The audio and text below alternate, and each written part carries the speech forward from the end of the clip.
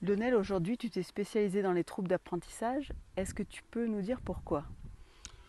Pourquoi? Parce que j'ai eu un parcours de ce type-là.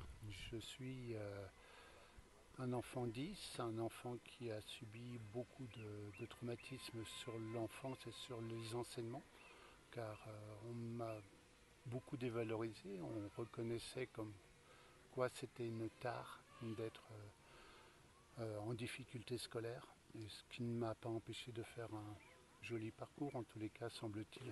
Et comment tu en es venu du coup à te dire que tu pouvais apporter quelque chose aux enfants qui ont des troubles d'apprentissage aujourd'hui? Alors, pourquoi? Simplement, je trouve que le système à l'heure actuelle n'est pas fait du tout pour aider les enfants en difficulté. Et le système à l'heure actuelle est de dire, ok, ben, remplissez des dossiers, on va vous aider, peut-être, éventuellement, si vous remplissez correctement le dossier. On vous prêtera un ordinateur pour aider les enfants. Oui, certes, on va mettre quelqu'un pour aider. Mais bon, est-ce qu'on travaille sur la cause, les causes?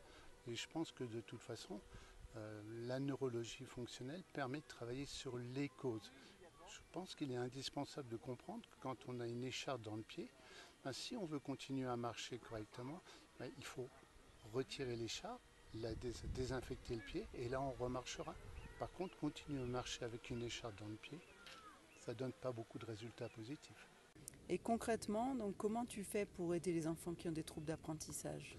En me basant sur les réflexes archaïques. Les réflexes archaïques sont une codification qui est faite à la naissance pour les enfants, ou pour tout être humain déjà au départ, sur lequel il y a des développements qui se font ou qui ne se font pas. Et donc, si les enfants n'ont pas eu cette opportunité de développer certains de ces réflexes, se trouvent en difficulté pour leur vie, mais non pas simplement leur vie scolaire, mais leur vie adulte.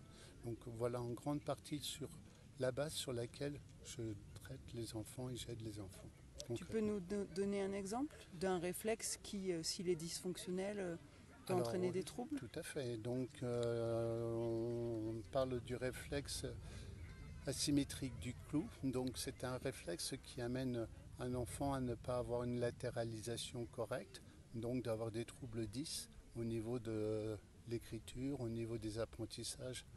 Donc c'est un réflexe que l'on peut tout à fait travailler, réintégrer, avec un tout petit suivi derrière que les parents font et qui donne de très bons résultats et qui permettent à un enfant à avoir une scolarité, je dirais, comme les autres, mais en tous les cas, plus dans la souffrance.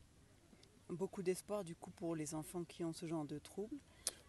Oui, parce que l'ordinateur, l'aide aux personnes, pourquoi pas, toutes les aides qui sont faites à l'heure actuelle peuvent être intéressantes. Mais je répète, il faut simplement travailler sur la cause et non pas mettre simplement que des pansements sur la problématique. Il faut réellement aider les enfants sur la base, sur leur problématique de vie de base. Ok, merci beaucoup Lionel. De rien, avec plaisir.